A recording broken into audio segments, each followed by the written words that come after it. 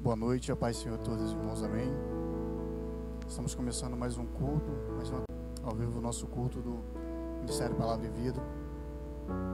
Quero convidar você, no lugar onde você está nesse momento, na sua casa, venha fechar os seus olhos, curvar a sua cabeça e venha falar com o Pai. Pedir que venha abrir o nosso entendimento, os nossos olhos, os nossos ouvidos espirituais, que possamos entender a palavra dele nessa noite, que o louvor do Senhor possa chegar até os corações que necessitam, possa chegar até o trono de graça e voltar em forma de glória. Senhor, queremos em nome de Jesus, Pai, nesse momento, nos apresentar, Senhor, como instrumentos vivos em Tuas mãos. Teu Espírito Santo possa, Senhor, estar, Senhor, usando a cada um, Pai, que se propôs hoje a estar nesse lugar, a Te cultuar, Senhor, para que pessoas possam, Pai, que a Tua palavra possa chegar até pessoas que não podem estar presentes aqui devido a tudo que tem acontecido, devido a essa quarentena. Sabemos, Pai, que o Senhor é onipresente, que aonde tiver alguém nesse momento, Pai, clamando por Ti e pedindo a Tua presença, o Senhor estará lá. Então, em nome de Jesus, Pai, receba a nossa adoração, receba o nosso louvor, em nome de Jesus. Amém. Glória a Deus.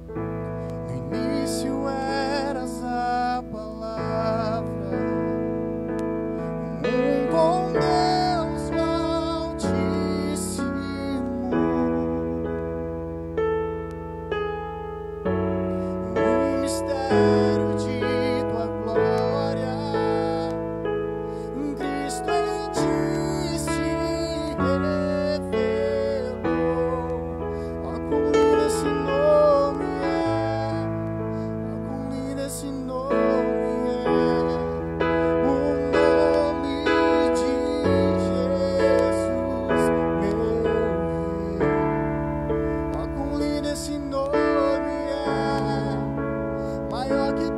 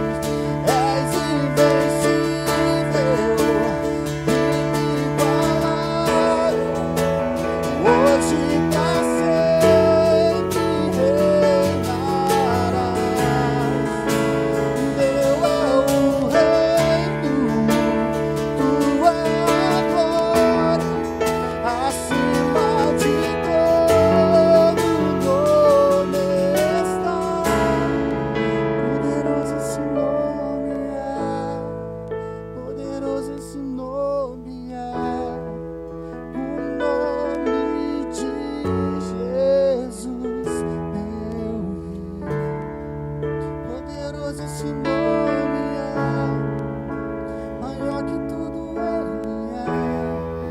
Poderoso esse nome é, o nome de Jesus. Poderoso esse nome é, o nome de Jesus.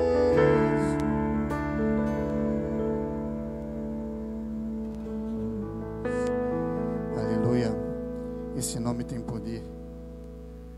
Glória a Deus. Irmãos, hoje nós estamos comemorando a Páscoa.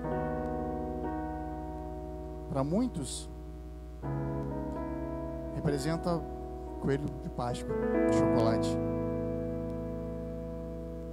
Mas poucos, talvez nós, filhos privilegiados, entendemos a importância que é reconhecer a ressurreição de Cristo, reconhecer o sacrifício que Ele fez por nós.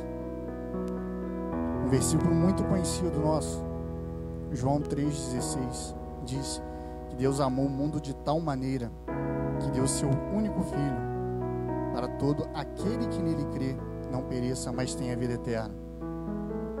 É um amor sem explicação.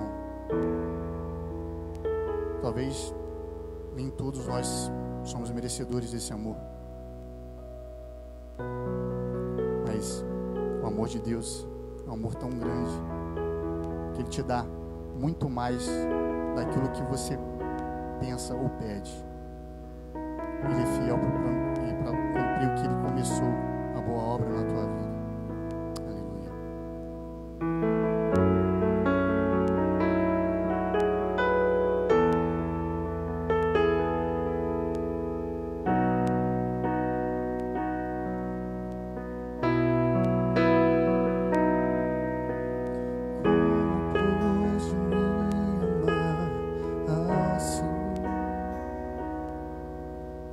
Como foi que se entregou por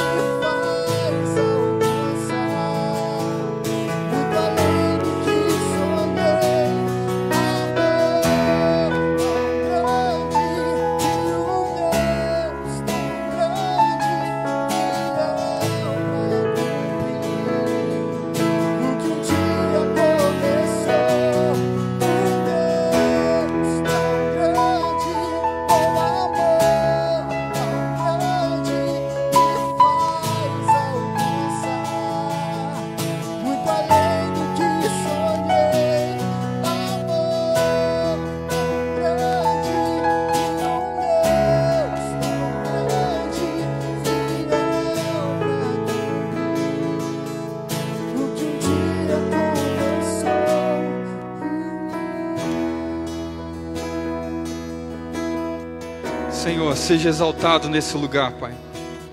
Nós queremos, Senhor, te entronizar aqui, ó Deus. O Senhor é bem-vindo, Senhor. Ó Deus, que o Teu Espírito agora, Senhor, possa ir em cada casa, em cada lar, ó Deus. Que a Tua presença, Senhor, tome conta, ó Deus, trazendo a paz, o renovo espiritual. Ó Deus, ouve, Senhor, a nossa voz, Senhor, nessa noite, ó Pai.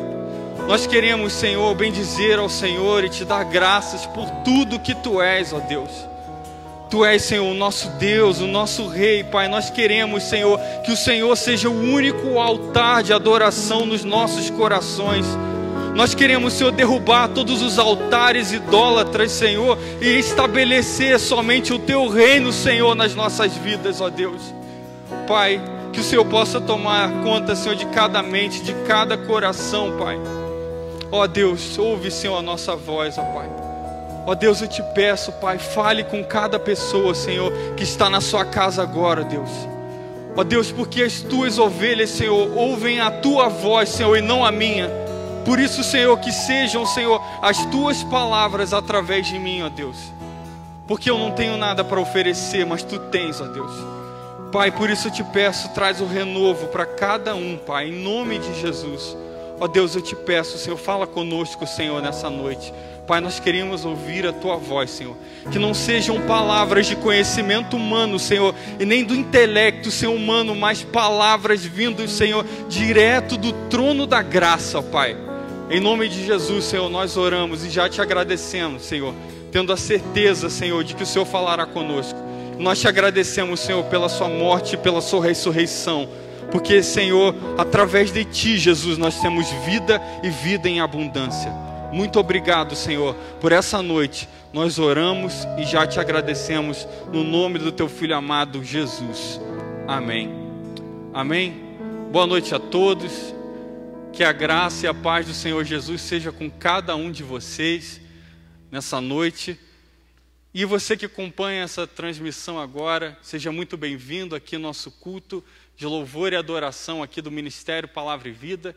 Eu creio que Deus falará com você aí que está na sua casa. É só você abrir a sua mente, abrir o seu coração para aquilo que Deus tem para nós hoje.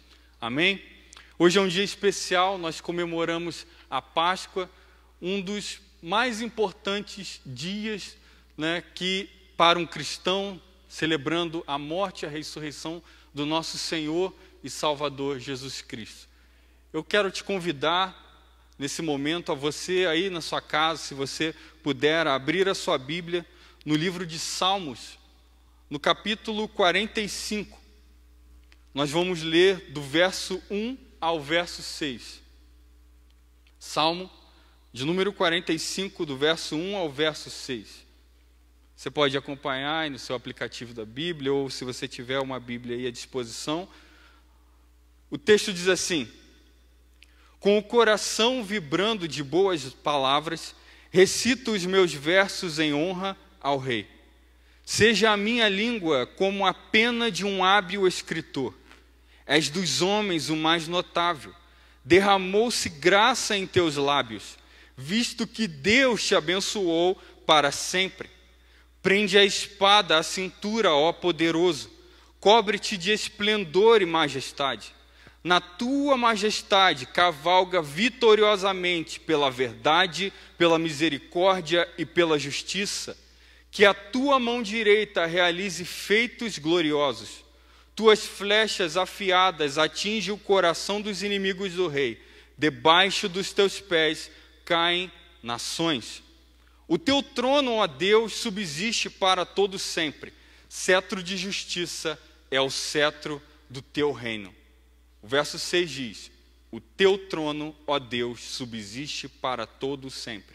Cetro de justiça é o cetro do teu reino. Amém. Essa é a palavra de Deus. Eu quero relembrar com você aqui a primeira Páscoa. O povo de Israel ali no Egito, Deus havia dado uma ordem para que ele separasse o cordeiro, né, comesse juntamente com o pão sem fermento, e também com as ervas amargas. Imagine você ali, aquele momento onde toda a sua família estivesse reunida na sua casa e você aguardando ali um determinado momento. e era o que o povo de Israel estava aguardando. Havia uma expectativa muito grande, porque aquele povo, durante séculos, estava esperando algo. O quê? Deus havia feito uma promessa a Abraão: através de você, eu farei uma grande nação, tão numerosa que você não pode nem contar. E aquele povo de Israel estava aguardando aquela promessa. Algo iria se cumprir. Imagine você ali com a sua família, você falando para os seus filhos: olha, filho, Deus há muito tempo atrás prometeu ao nosso patriarca, e agora chegou a nossa vez, nós seremos uma grande nação. Era isso que Israel estava prestes a viver. Até então, Israel estava sendo governada por um rei que não pertencia a eles, porque Israel foi feita para ser governada por um determinado rei. E quando esse rei não está no trono, havia então escravidão, havia morte, havia aflição e angústia da alma em níveis extremos. Israel foi estabelecida para ser reinado por alguém, e esse alguém não estava no trono. Quem estava era Faraó. E era exatamente isso. Era exatamente isso que eles estavam vivendo. E um juízo vinha sobre a terra do Egito. Deus estava ali aplicando o Egito, na terra do Egito, em toda aquela nação, um juízo. O anjo da morte havia de passar. Agora, embora Israel estivesse naquele meio, embora Israel estivesse naquela nação, embora Israel estivesse presente naquele lugar, Deus seguia perfeitamente o seu plano. E que plano era esse? Deus tinha o plano de governar sobre Israel. Ou seja, Ele mesmo seria o rei. Deus não queria terceirizar. Deus estava dizendo para Israel: Israel, você não foi feita para ser governada por Faraó. Israel, Faraó não é o seu rei. Quem vai ser o seu rei sou eu. Era o que Deus estava dizendo. Israel, o seu lugar não é o Egito. Eu vou te dar uma terra. Era o que eles estavam ansiando, aguardando, com grande expectativa. Agora, então, Deus, Ele fala: olha, eu vou conduzir vocês, eu vou ser o rei de vocês, eu vou dar uma terra, ou seja, vocês vão ter tudo o que vocês precisam para ser uma nação. Inclusive, eu vou te dar leis, ou seja, como se fosse uma constituição. Só que, diferentemente de todas as leis, de todas as nações da terra, eles teriam uma lei assinada pelos dedos do próprio Deus. Era o que Israel estava vivendo. Então Deus manda que aquele povo coloque, as marcas com o sangue do cordeiro nos umbrais das portas. E sabe o que isso estava dizendo? Estava mostrando para aquele juízo de Deus, ou seja, para aquele anjo que passaria ceifando todos os primogênitos da terra do Egito, estava falando assim, aquelas marcas diziam: um novo rei governa. Alguém se assentou no trono, e esse alguém, porque todos aqueles que estavam debaixo do governo de Faraó, viria aquele juízo. Agora, aquelas marcas com sangue diziam: aqui alguém assentou-se no trono. E era exatamente o rei que foi estabelecido para governar sobre Israel. Era esse rei que iria governar. E Deus, ele tem um cuidado, vamos dizer assim, um carinho tão grande com a nação de Israel, e você vai ver isso em Êxodo, capítulo 19, versos 5 e 6.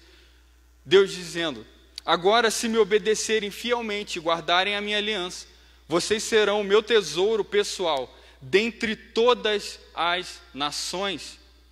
Embora toda a terra seja minha, vocês serão para mim um reino de sacerdotes e uma nação santa.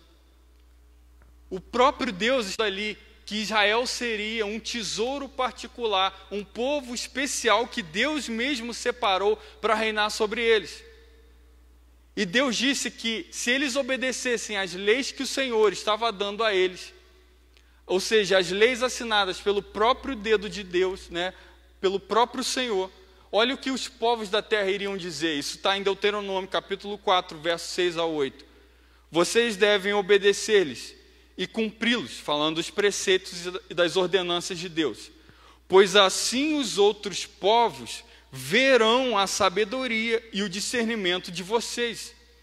Quando eles ouvirem todos esses decretos, dirão: de fato, esta grande nação é um povo sábio e inteligente. Não tem um Deus tão próximo como o Senhor, o nosso Deus, sempre que o invocamos. Ou que grande nação tem decretos e preceitos tão justos como esta lei que eu estou apresentando a vocês hoje? O próprio Deus estava dizendo que todas as nações da terra iriam olhar para eles e ver a sabedoria que eles tinham por obedecer a palavra do próprio Deus. Só que o tempo se passa. Deus então, ele dá a terra de Canaã para Israel, ele se estabelece naquela terra, né? O tempo vai se passando, nós temos ali, né, o tempo de Moisés, o tempo de Josué, o tempo se passa, até que chegamos no tempo chamado tempo dos juízes, onde Deus, pela sua misericórdia, levantava homens que lideravam sobre Israel. E um dos momentos mais tristes é que Israel vai se afastando cada vez mais do reinado do Senhor.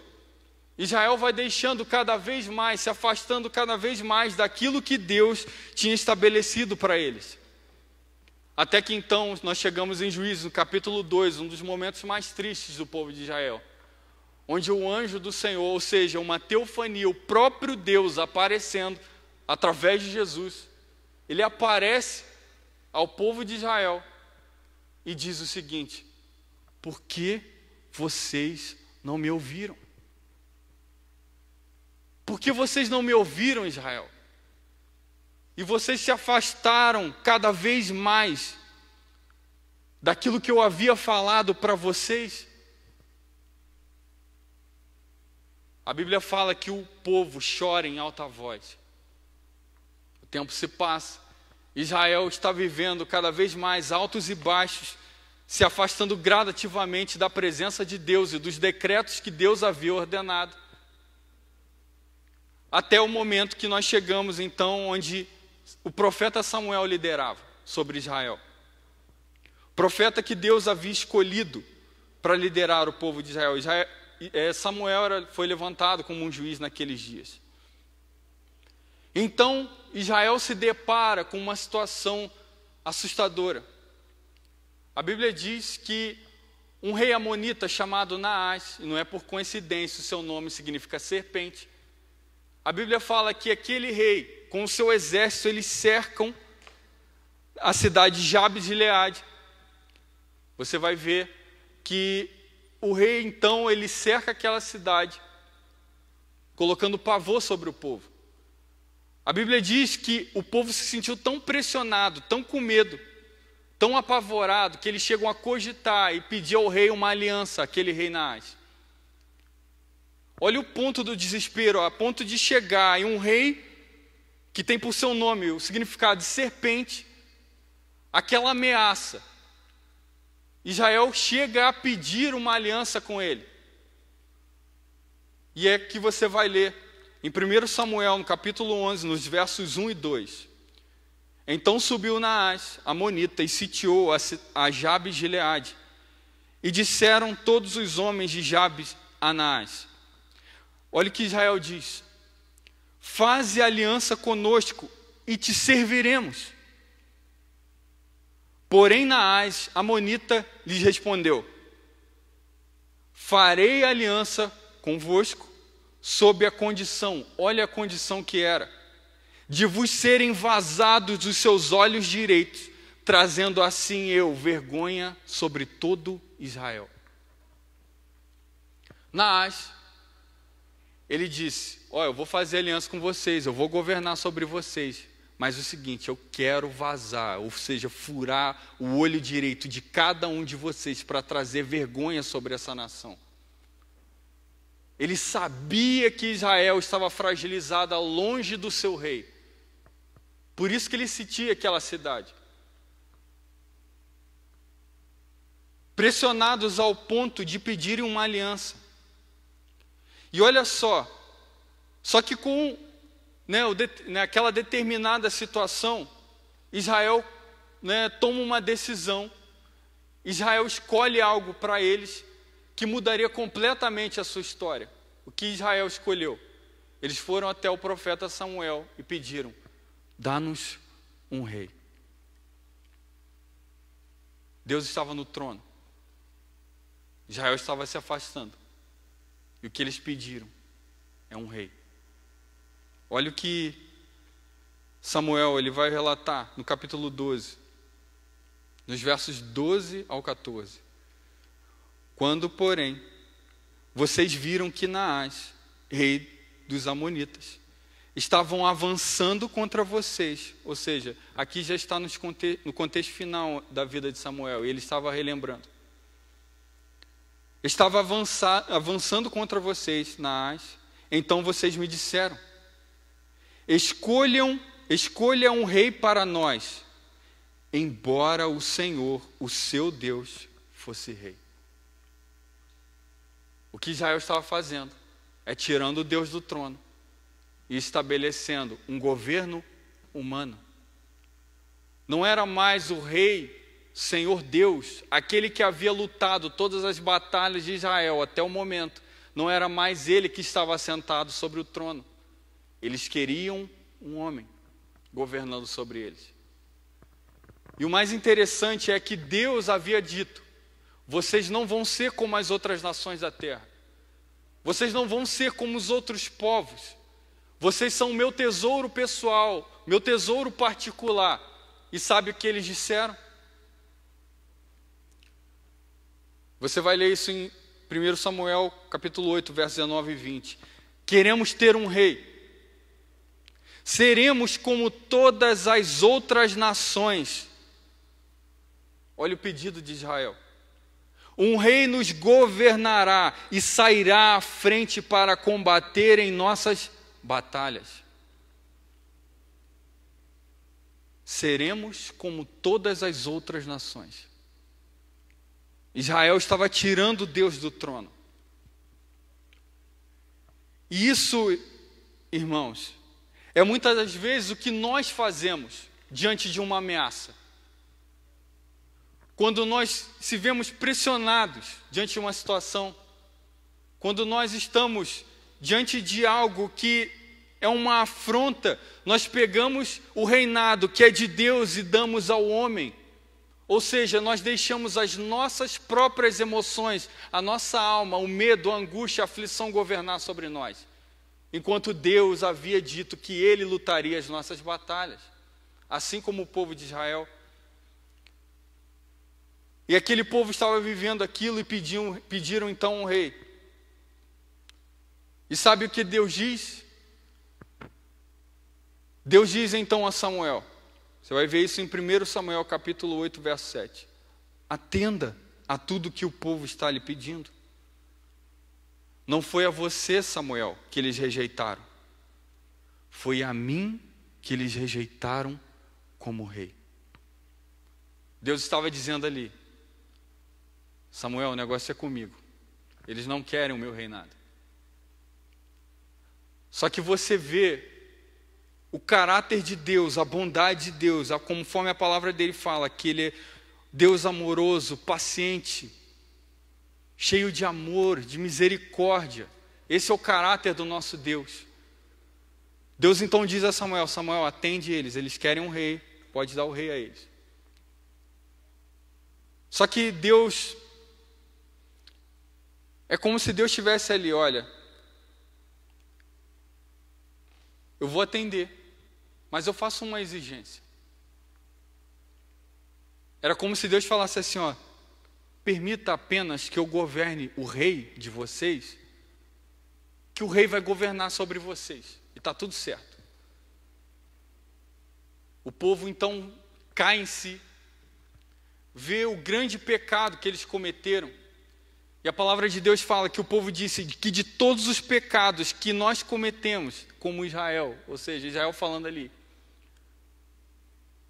nós somamos a todos esses pecados o de pedir um rei. E eles pedem Samuel para orar a Deus para ter misericórdia deles. E Deus bondoso, amoroso, sabe o que Deus diz a esse povo que havia rejeitado o seu reinado? Deus diz: não temas. Não temas, Israel. Apenas siga, né, as minhas ordenanças. Israel, tenha apenas eu como seu único Deus, e não tenha deuses diante de vocês, que está tudo certo. Que o rei apenas tenha um coração voltado para mim, que eu possa pelo menos governar o rei, e o rei governará sobre vocês. Deus então levanta Saul como rei. E Saul, né, tomado ali por Deus, tomado pelo Espírito Santo de Deus, ele consegue, né, vencer aquela batalha com os amonitas. Só que com o passar do tempo, Saul começa a apresentar traços, comportamentos que começam a ser preocupantes. O coração de Saul começa a se elevar. O coração de Saul começa onde as suas próprias vontades começam a sobressair do que as vontades do próprio Deus. Parece que as vontades de Saul então começam a ser soberanas. Você vai ver isso ao longo da história. Saul começa a se afastar então do reinado de Deus. Ou seja, Deus havia dito que eu governaria o rei governaria sobre vocês. Então Saul começa ali a bloquear, a romper essa possibilidade. Parece que Deus já tinha previsto isso há muito tempo atrás. Porque quando você vai ver capítulo 17, Deuteronômio, Deus fala através de Moisés ali um decreto ao rei que governaria sobre Israel. Ou seja, Deus já sabia de tudo. Deus estava falando: olha, lá na frente vocês vão pedir um rei. E quando esse rei subir no trono, quando ele governar sobre vocês, eu faço uma exigência a esse rei que vai governar. Que exigência era essa? Esse rei teria que ter uma cópia da lei, ou seja, da própria palavra de Deus com ele. Esse rei teria que ter. E aonde ele fosse, por onde ele andasse, ele teria que ter com ele aquela cópia. E não somente ter com ele, mas ler todos os dias da sua vida. E um detalhe muito interessante é que a versão João Ferreira de Almeida, ela fala o seguinte: o propósito dele ler isso todos os dias era para que o seu coração não se elevasse acima dos seus irmãos. Ele teria que ter a lei para que o seu coração não fosse tomado pela soberba e então ele deixar as suas vontades governar do que as vontades do próprio Deus. E o que Saul estava fazendo era exatamente o contrário. Até o episódio, ao chegarmos no episódio que vocês já conhecem, onde, né, Saul ali impaciente, Samuel estava demorando, eles iam ali prestar um culto ao Senhor, um sacrifício. Então Saul toma a frente, e o lugar que era do profeta Samuel, ou seja, somente um sacerdote ali deveria fazer aquele sacrifício, Saul então toma a frente e ele mesmo faz. Um traço da sua personalidade, onde a sua própria vontade era soberana. Naquele momento, naquele exato momento, Deus rejeita o reinado de Saul. Deus havia rejeitado Saul como rei. Não tem condições de eu governar sobre você, Saul. Talvez você me pergunte, diante disso tudo, diante de todas essas tentativas, por que seria então de ser tão difícil de o reino de Deus ser estabelecido em Israel? Numa nossa visão carnal, numa nossa visão humana, por que Israel tinha que sempre ir pelo caminho mais difícil, mesmo vendo tudo aquilo que eles viram? Por que foi tão difícil de Deus estabelecer o reinado dele sobre Israel? Até que então, os olhos do Senhor percorrem por toda aquela nação. E Deus encontra um homem que ele teria um coração que se sujeitaria à vontade do Senhor. Um coração que permitiria ser governado pelo próprio Deus. Então Deus diz: achei a Davi, o meu servo. Davi era o homem que Deus viu de toda a nação de Israel a possibilidade de governar sobre ele e assim ele governar sobre Israel. Aí você me pergunta, que característica então teria Davi para que Deus olhasse para ele dessa forma? O que Davi fez? Qual o traço de personalidade de Davi? Que característica Davi teria para que Deus olhasse para ele de todo Israel e falasse: achei é você, Davi. Era você que eu estava procurando. Um episódio nos dá a resposta. A palavra de Deus fala que Davi, quando ele estabelece, o seu reinado, a cidade de Davi, em Jerusalém, ele então traz a arca do Senhor até Jerusalém. A palavra de Deus fala que quando ele ia entrando por Jerusalém, ele dançava em adoração ao Senhor com todas as suas forças. E um detalhe muito importante nisso: Davi, ele havia tirado as suas vestes reais diante da arca. Quando eles chegam em Jerusalém, ele dançando ali, adorando ao Senhor de uma forma como ele nunca talvez adorou, com todas as suas forças, com todo o seu ser, com toda a sua alma, com todo o seu entendimento. Sabe o que Davi estava dizendo ali naquele exato momento? Diante da sua presença, Senhor, eu tiro as minhas vestes reais, porque quem governa sobre Israel não sou eu, embora eu esteja no trono. Quem governa sobre Israel é o Senhor dos exércitos. Era isso que Davi estava dizendo. Diante da arca, diante da presença do Senhor, eu tiro as minhas vestes reais. Davi vestia o colete sacerdotal. Ele estava dizendo: Senhor, eu sou apenas um servo. Eu não sou nada além disso, Senhor. Porque o Senhor, durante todo o tempo, durante toda a história de Israel, tentou estabelecer o seu reinado. Mas eis-me aqui com o coração completamente entregue ao Senhor, para que o Senhor governe sobre Israel. A palavra de Deus fala que Mical olha da janela, vê Davi dançando daquela maneira. Mical, filha de Saul, que havia sido dada a ele como esposa. A palavra de Deus fala que Mical, naquele momento, olhando para Davi, ela despreza ele em seu coração. Davi então entra dentro do palácio, ele entra dentro da sua casa, todo contente, todo alegre, na expectativa de que todos se alegrassem ali, porque a arca do Senhor havia chegado em Jerusalém. A palavra de Deus fala que Davi chega para abençoar a sua casa e abençoar os seus. Então Mical vai e fala algo para ele. Em outras palavras, é como se Mical tivesse dito o seguinte: que belo papel fez o rei hoje, hein? Que belo papel fez o rei ao tirar as suas vestes reais e dançar daquela maneira com todo o povo.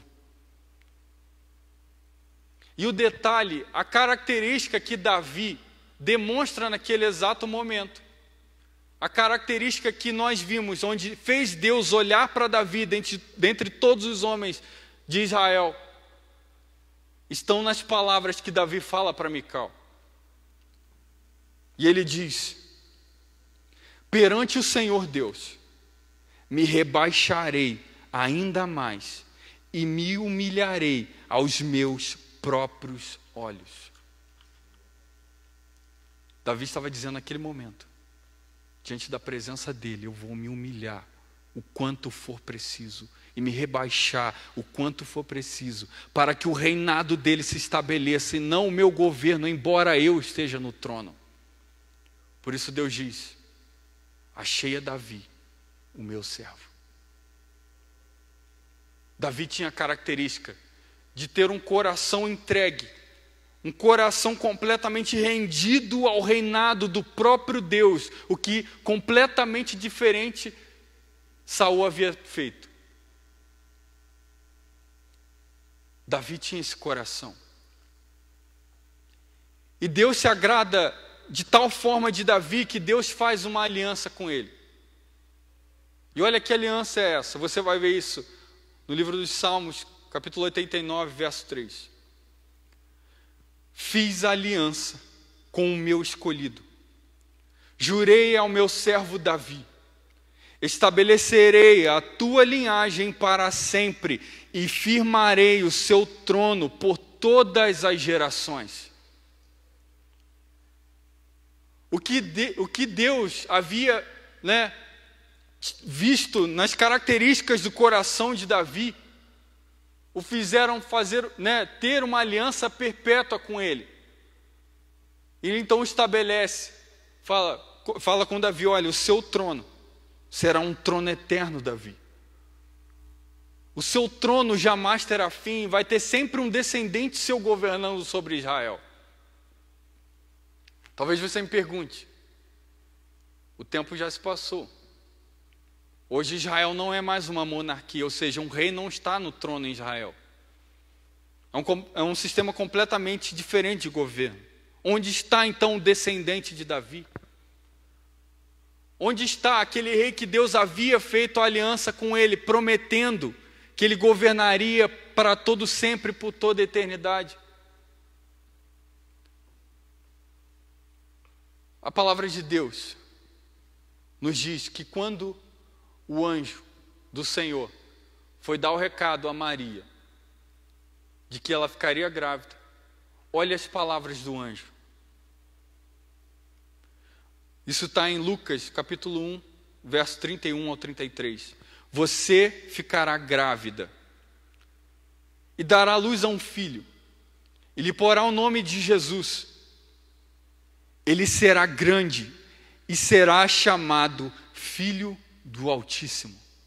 Mas olha o que o anjo diz: o Senhor, Deus, lhe dará o trono de Davi, seu pai, e ele reinará para sempre sobre o povo de Jacó. E o seu reino jamais terá fim. Jesus é o descendente de Davi que vai governar para todo sempre, porque o seu trono está estabelecido. Porque um menino nos nasceu, um filho nos foi dado, Isaías 9, verso 6. E o governo está sobre os seus ombros.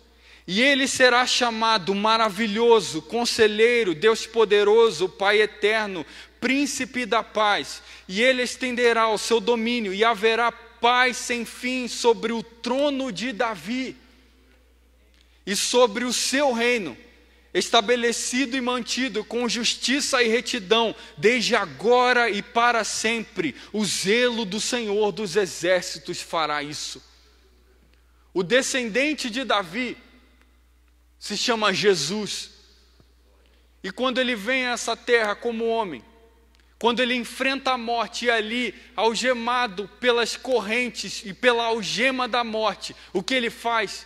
Arrebenta com todas elas e sobe até o trono, e o trono de Davi é estabelecido para todo sempre. Cristo está no trono e o seu governo não terá mais fim. É Páscoa. Cristo ressuscitou e se assentou sobre o trono de Davi. Onde está, ó morte, o teu aguilhão? Onde está o medo que governava? Onde estão as angústias, as aflições do homem? Alguém se assentou no trono.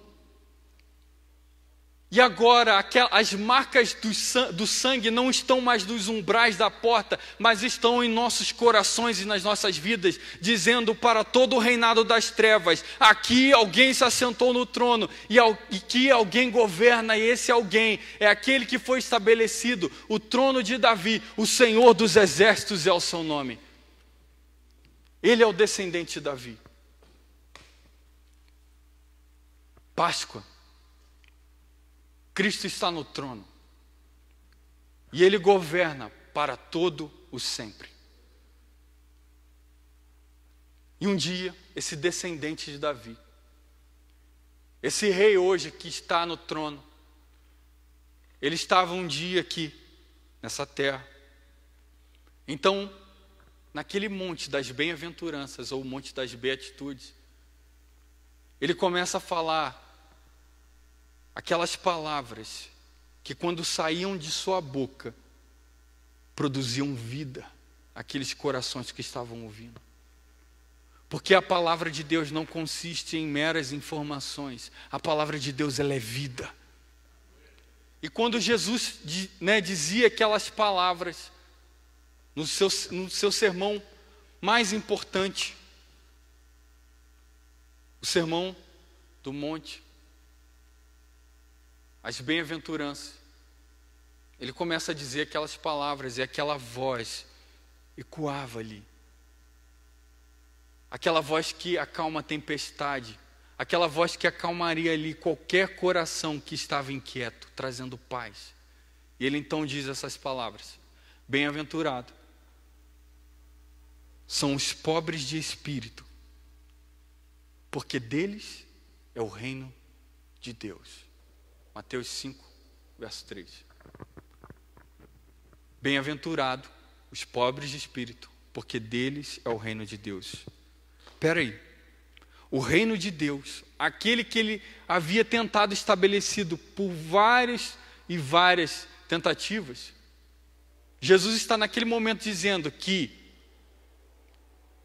os pobres de espírito, as pessoas que são pobres de espírito é que herdam esse reino, ou seja, aquelas pessoas que dão a condição desse governo ser implantado, o reino de Deus ser estabelecido. Sabe por que eles são pobres? Porque quando um rei governa, ele tem direitos sobre aquela nação. Por quê? Porque quando Deus, ele fala através do profeta Samuel, ele fala: olha só, Samuel, diga ao povo que o rei que governará sobre eles, ele vai reivindicar alguns direitos. E quando você começa a analisar o texto, onde ele fala a respeito desses direitos que o rei reivindicaria, incrível, aparece por 6 vezes a palavra tomará. E por fim, além de tomar, eles seriam ainda escravos daquele rei. Enquanto no reinado do próprio Deus não é tomado as coisas do povo, mas eles dão voluntariamente. O povo dava de todo o coração, enquanto o reinado humano toma de você, o reinado de Deus você dá com o seu coração voluntário.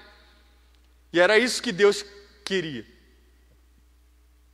Então, se o rei reivindica alguns direitos, significa que aquele governa sobre você, ele tem direitos. Quem tem governado sobre você hoje? O medo, a ansiedade, as preocupações, as aflições dessa vida. Se eles governam sobre vocês, significa que ele tomará como direito aquilo que é de melhor seu. E você então se torna escravo desse rei. Ele tomando o de melhor, o medo governando, as aflições, as preocupações governando, tomam os seus melhores dias, os seus melhores momentos que você poderia passar ao lado da sua família, daqueles que você ama. O medo governando sobre você, ele toma aquilo que é de melhor, enquanto o reinado de Deus, você dá voluntariamente. Deus, o relacionamento com Deus, ele é recíproco. Ou seja, você dá também. E Deus, em contrapartida, ele também te dá. E Jesus está dizendo: bem-aventurados os pobres de espírito, porque deles é o reino de Deus. O que isso quer dizer? Eles são pobres de espírito, porque de todos os direitos que eles tinham, de todos os direitos como nação, de todas as suas vontades, sabe o que eles fazem? Os pobres de espírito pegam e dá tudo isso para que o rei governe. Eles dão todas as suas vontades, eles dão todos os seus direitos entregando as suas vontades para que a vontade do rei seja estabelecida. Eles dão todos os seus direitos para que o rei governe. Jesus está dizendo, bem-aventurados os pobres de espírito, porque deles é o reino de Deus. E era isso que Davi tinha em seu coração. Perante o Senhor eu me humilharei cada vez mais. Enquanto Saul não tinha um coração assim. Só que, se você pensar, talvez para a nossa cultura, a palavra pobre, para muita gente pode soar pejorativo. O trabalho de tradução nem sempre é fácil. Né? Você tem, por exemplo, a Almeida Revista Corrigida, ou a NVI, elas trazem a palavra pobres de espírito, ou a Almeida Revista Atualizada traz a palavra humildes de espírito. Elas cumpriram o seu papel muito bem. Mas nem sempre a tradução traz todos os detalhes de riqueza, todo o entendimento amplo e completo do que realmente o Senhor queria falar naquele momento. Porque o trabalho de tradução é muito difícil, às vezes expressões idiomáticas que têm uma determinada cultura, nem sempre ela é traduzida corretamente para outra cultura e para outro idioma. Só que um fato muito interessante sobre isso, aproximadamente depois da Segunda Guerra, foram achados manuscritos nas cavernas de Qumran, um local perto do Mar Morto. Foram achados ali, então, os famosos manuscritos do Mar Morto. E nesse, um dos manuscritos, algo muito interessante é que no hebraico havia essa expressão, pobres de espírito. E essa expressão é anaveruá. Anavé quer dizer um servo que se encurva. E ruá, como vocês sabem, é espírito, mas ela também traz seu significado como vento. Sabe que mais ou menos, vamos dizer assim, isso quer dizer, no sentido natural, é como se aquele servo que se encurva mediante ao vento. É como se fosse uma planta que se encurva, e nós temos o exemplo do trigo, por exemplo, né? O vento ele percorre sobre o trigo. E o trigo ele se curva na direção que o vento sopra. Se o vento sopra para lá, ele também vai. Não importa a direção, ele tem a capacidade de se encurvar mediante ao sopro do vento. E isso é muito interessante para nós, porque nós entendemos agora que o pobre de espírito é aquele que se encurva diante da vontade do seu Senhor. Ele se encurva na direção do vento. Agora você entende porque Davi era um anaveruá e Saul não era. Quando o vento soprava de um lado, parece que Saul estava tentando se manter de pé ou se encurvando para o outro lado. Mas diferentemente de Davi, quando o vento soprava, Davi simplesmente se deixava ser guiado pelo vento. O vento do Espírito, você não sabe para onde ele vai, mas simplesmente você se deixa ser levado. Isso é ser pobre de espírito. Aqueles que abriram mão de todos os seus direitos, de todas as suas vontades e se submetem ao reinado e ao governo do Senhor Deus. São como aqueles anciãos que um dia João teve a visão do trono. A palavra de Deus fala no livro de Apocalipse que João viu o trono de Deus. E próximo a ele estavam 24 tronos. E sobre esses 24 tronos, 24 anciãos assentados. E aqueles anciãos que estavam naquele trono, eles tinham as suas coroas sobre as suas cabeças. E sabe o que eles fazem com as suas coroas? Eles tiram ela e lançam ao trono de Deus. Anaveruá, pobre de espírito, mesmo eu tendo direito de governar, mesmo eu estando sobre um trono, mesmo eu tendo coroa sobre a minha cabeça, eu entrego a minha coroa, porque eu entendo que o rei é ele, que o melhor governo é o dele, não a minha vontade. A melhor vontade é a do Senhor. Entregue totalmente as suas vontades ao reino de Deus, aquele estabelecido para todo sempre, que é o trono de Davi, entregue todas as suas vontades, os seus direitos a Ele, que Ele governará a sua vida. Se dobre ao vento do Espírito, não tente fazer força contra o vento, porque Deus Ele sabe o que é melhor para a sua vida. Deus Ele tem a sua vida na palma das mãos dEle. Todos os seus cabelos da cabeça estão contados, não cai um pardal sequer se não for pela vontade dEle, quanto mais a sua vida, como Ele vai chegar e vai deixar algo acontecer com você. Simplesmente seja um pobre de espírito, entregando todos os seus direitos e as suas vontades ao Rei. Que se estabeleça o reino de Deus sobre nós. Jesus é o nosso maior exemplo, porque Ele diz: seja feita a tua vontade, Senhor, e não a minha. É como aqueles homens, os sacerdotes, os mestres da lei, vendo Ele na cruz, zombavam dele, dizendo: desce daí, você não é rei, desce. Mas Cristo se humilha perante a presença do Senhor, e Ele então decide que a vontade de Deus era maior do que a vontade dele. Que mesmo sendo Deus, não teve por usurpação ser igual a Deus, mas esvaziou-se a si mesmo, tomando forma de servo, fazendo-se semelhante aos homens, e achado na forma de homem, humilhou-se a si mesmo, sendo obediente até a morte, e morte de cruz. Filipenses capítulo 2. E o que Paulo diz antes é: seja a atitude de vocês a mesma de Cristo. Se entregue, se esvazie, seja um pobre de espírito, se encurvando ao vento do Espírito que sopra. Só que nós vemos essa atitude de Cristo, nós vemos essa atitude do reino de Deus, de se humilhar, de se esvaziar, de entregar todos os seus direitos, todas as suas vontades. Nós não entendemos isso e acabamos rotulando o reino de Deus.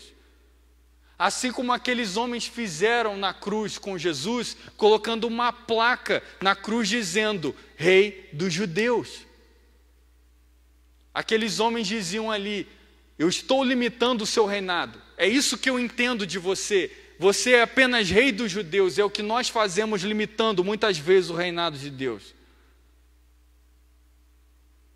Só que a palavra de Deus, ela nos diz que o reinado do Senhor Jesus é muito maior do que isso. Sabe por quê? Porque o reinado dele não é limitado em um espaço determinado por homens.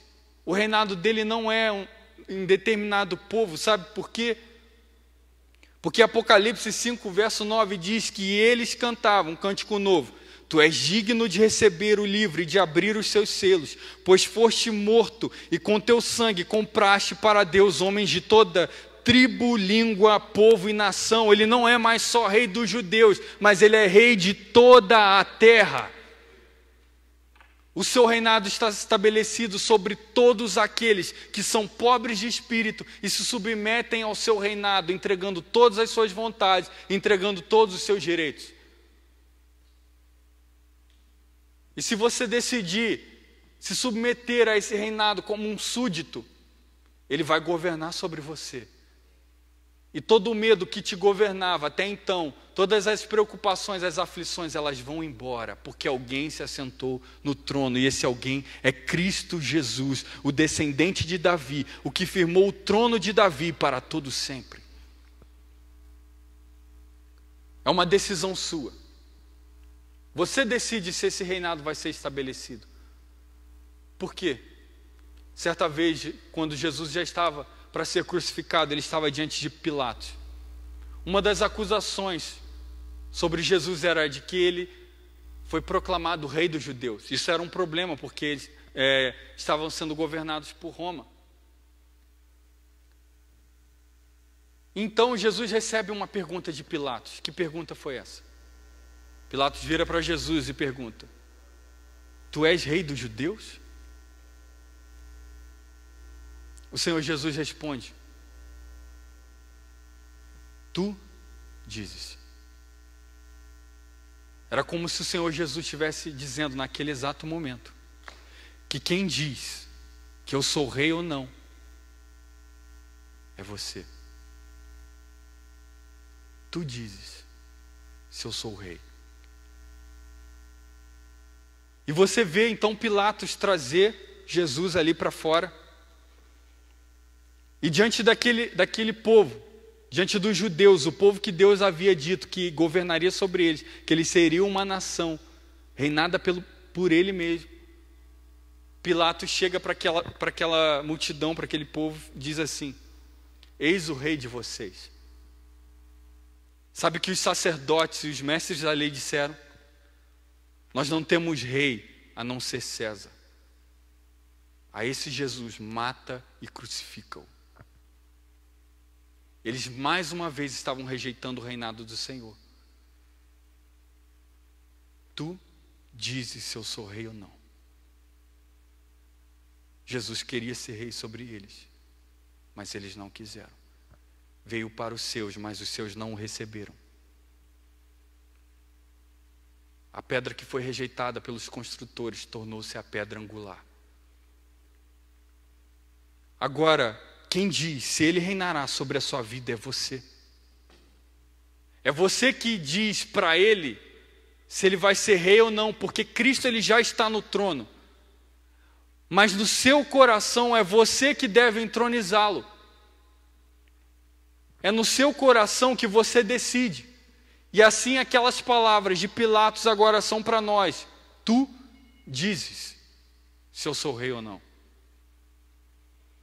Que nós possamos ter um coração completamente rendido ao Senhor. Um coração completamente pobre de espírito. Um anaverruá que entrega todas as suas decisões, os seus direitos, todas as suas vontades para que o reino de Deus seja estabelecido. Você decide se ele é rei sobre você ou não. Você decide se vai entronizá-lo ou não. Nós temos visto que nesses dias Deus tem abalado toda a terra. Tudo tem sido abalado. Mas esse abalo é para um propósito. Que propósito é esse? Isso você vai ver no livro de Hebreus, na carta aos Hebreus, onde o autor diz no capítulo 12, no verso 26: aquele cuja voz outrora abalou a terra, agora promete: ainda mais uma vez abalarei não apenas a terra, mas também o céu. As palavras ainda uma vez indicam a remoção do que pode ser abalado, isto é, das coisas criadas, de forma que permaneça o que não pode ser abalado. E o que não pode então ser abalado? O que é inabalável? O escritor aos Hebreus diz no verso 28, portanto, já que estamos recebendo um reino inabalável, sejamos agradecidos e assim adoremos a Deus de modo aceitável, com reverência e temor, pois o nosso Deus é fogo consumidor. Sabe o que Deus está dizendo? Que o que é inabalável é o reino dele, o resto tudo pode ser abalado. E nós que antes estávamos andando sobre solos firmes, onde nós achávamos que tudo que estávamos andando era firme, tudo está sendo abalado nesses dias. Temos vivido dias difíceis. E o propósito é para que aquilo que é inabalável permaneça. E o que é o reino de Deus sobre as nossas vidas. Deus tem mexido com a sua igreja. Deus tem chamado os seus para o secreto. Para que o reino dele se estabeleça em nós. É tempo de decisão. E você decide se você faz dele rei ou não. Independente disso, ele já está no trono, ele governa sobre toda a história, mas sobre você, ele pode governar e ser o seu rei ou não. É você que decide. Você decide. Só que o único trono deve ser o dele.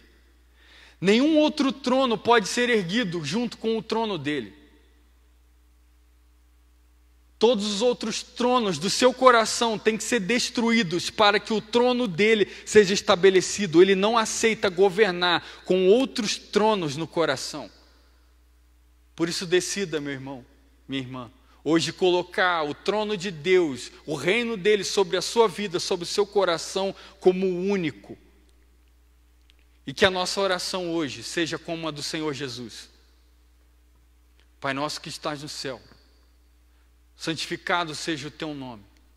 Que venha a nós o teu reino e seja feita a tua vontade, assim na terra como é nos céus. Porque nos céus ele já é trono, agora no seu coração você decide. Que o Senhor possa abrir o nosso entendimento para que nós vejamos essa realidade espiritual e desejar o reinado dele sobre as nossas vidas. Queria já chamar o louvor, Fabrício, Tiago. Eu queria que você agora fizesse uma meditação sobre tudo que você tem vivido nos últimos dias.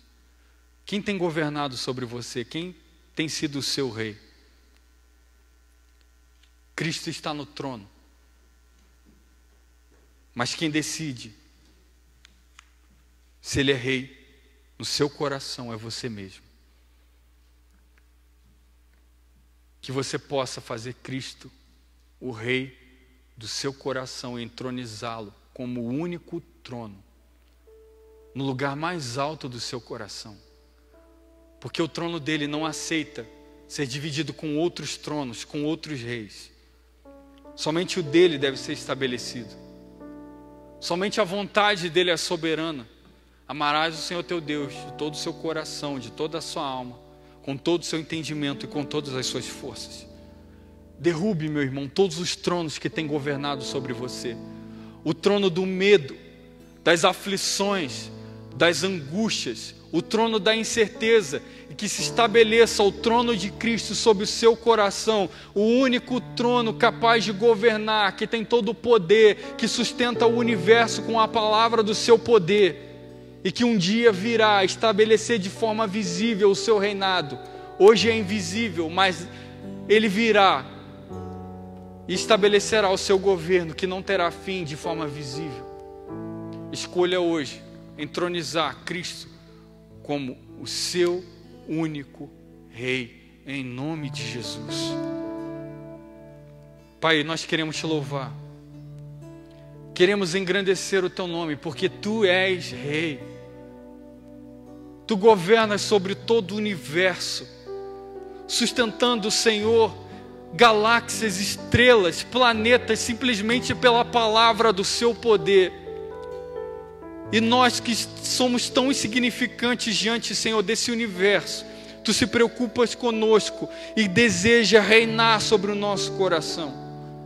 E assim como o teu servo Davi, Senhor, nós queremos agora, Senhor, entregar todas as nossas vontades, os nossos desejos, os nossos direitos, Pai, para que se estabeleça o seu reinado sobre nós, para que se estabeleça o trono de Cristo sobre nós.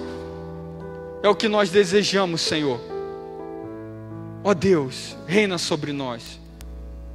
Que venha o teu reino, que seja feita a sua vontade. Senhor, que se estabeleça o teu reino sobre cada casa agora, Senhor, que nos ouve, que nos vê por essa transmissão. Senhor, eu te peço que o seu reinado agora, para aqueles que desejam e para aqueles que abrem o coração e a mente, que o seu reinado possa ser estabelecido em cada casa, Senhor, em nome de Jesus. Seja rei, Senhor. Estabeleça o trono de Davi para todo sempre, em nome de Jesus. Irmão, eu espero que você tenha feito do Senhor Jesus o seu rei. Eu espero que hoje ele esteja entronizado no seu coração. Amém? Quero dar alguns recados para você. Como eu disse, o reinado de Deus, nós damos voluntariamente, nós entregamos o nosso melhor. Não é algo forçado, mas sim algo voluntário de coração. Por isso, aqueles que desejam entregar os seus dízimos e as suas ofertas, aqueles que voluntariamente sabem, né, da obra que está se fazendo nesse lugar, sabe da seriedade desse ministério, que tem se preocupado em estabelecer o reinado de Deus aqui, para aqueles que querem dar voluntariamente, você não sabe como, eu te convido a você entrar no nosso site www.palavraevidanf.com.br. As informações vão estar aí nos comentários dessa live. E também você pode estar baixando o nosso app, nosso aplicativo, né? Seja para Android ou iOS. É só você buscar por Palavra e Vida NF que você vai achar. Que o Senhor seja Rei sobre todas as nossas vidas. E que o trono dele seja entronizado cada vez mais nos nossos corações. Amém? Você recebe essa palavra? Vamos louvar ao Senhor nesse momento. Fiquem na paz do Senhor.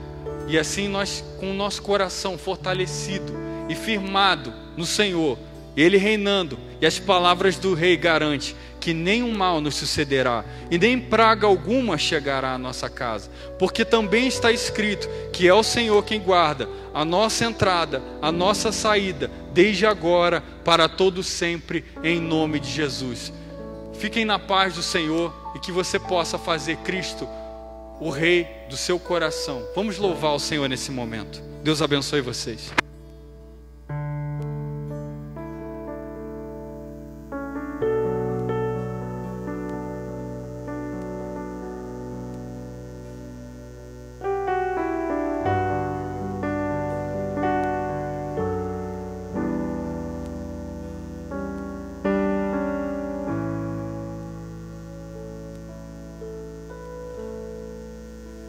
Está sentado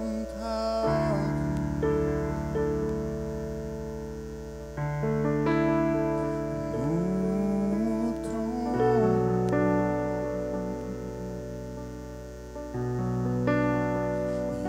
e ao Cordeiro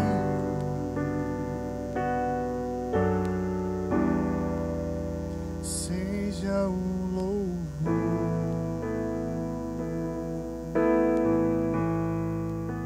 Seja a honra,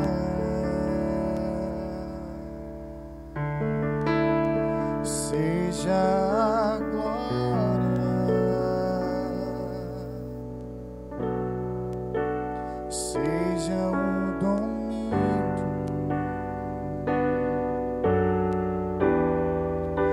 pelos séculos dos séculos.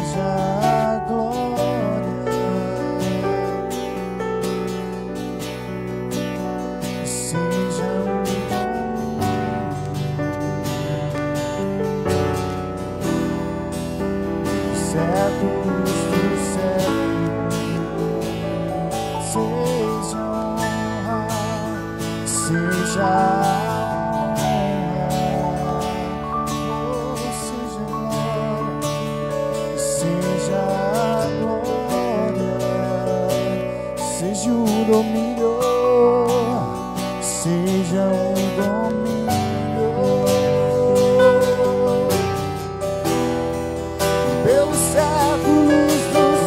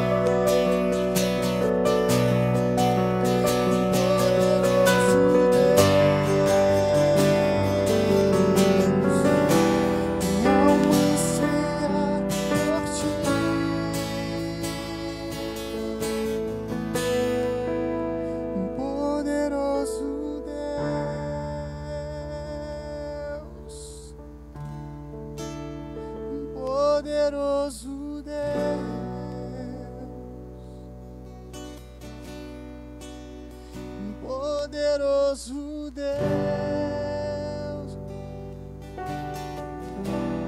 minha alma anseia por ti.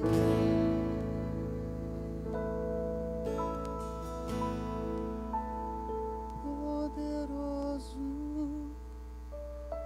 Deus.